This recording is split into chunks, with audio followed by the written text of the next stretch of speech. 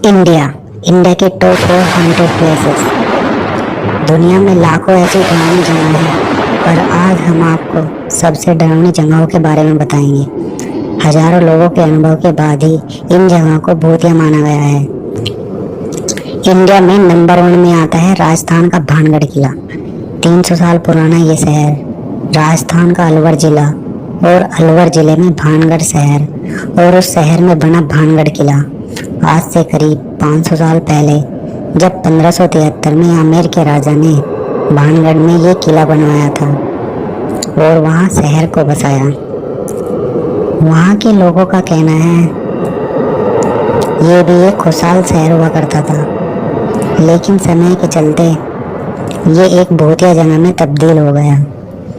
कहा जाता है आज भी यहाँ रात में रानी रत्नावती के घुंघरूओं की आवाज़ें सुनाई देती हैं और जिन के मंदिर से आती हैं रहस्यमय आवाज़ें। साथ ही जिंदा हो जाता है 300 साल पुराना वो शहर। जब रानी रत्नावती 18 साल की हुई तो बहुत से राजा शादी का प्रस्ताव लेकर रानी के पास आए। उनमें एक तांत्रिक भी था जो रानी से अधिक प्रेम करता था, लेकिन उसकी परिस्थिति बहुत खराब थी। वह जानता था इतनी बड़ी रानी के साथ उसकी शादी नहीं हो सकती, पर तांत्रिक ने सोच लिया था कि शादी करेगा तो रानी रत्नावती से ही। फिर उसने सोचा कि वो उस विद्या का उपयोग करेगा जो वह बचपन से सीखता आ रहा था, वो था काला जादू। एक दिन तांत्रिक ने मौका देखकर रानी के इत्र में काले जादू का मंत्र फूंक दिया। जैसे ही रानी उस इत्र को लगाती वह काला जादू रानी पर काम करने लगता, लेकिन रानी को इस बात का पहले ही पता चल गया, इसलिए रानी ने उस इत्र को किसी पत्थर पर फेंक दिया, जिससे वो काला जादू उल्टा तांत्रिक पर ही पड़ गया और देखते ही देखते जादूगर की हालत बिगड़ने लगी और वह मरने की कगार पर पहुंच गया।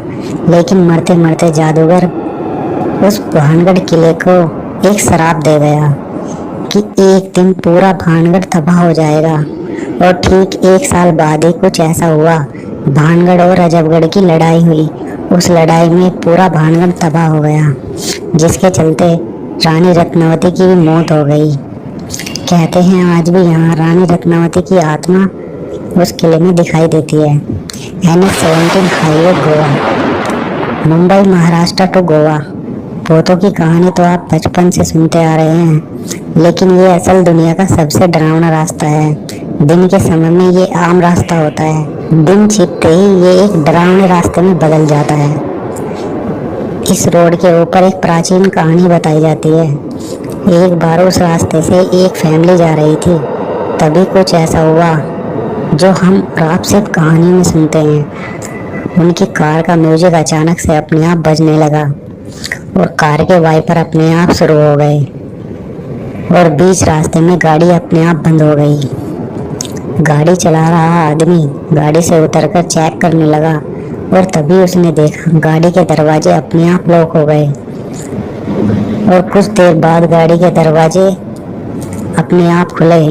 उस आदमी ने देखा कि गाड़ी में बैठी हुई उसकी पत्नी के गले पर खून से कुछ बना हुआ था और उसकी मौत हो चुकी थी, लेकिन ऐसा करने वाला वहाँ कोई नहीं था।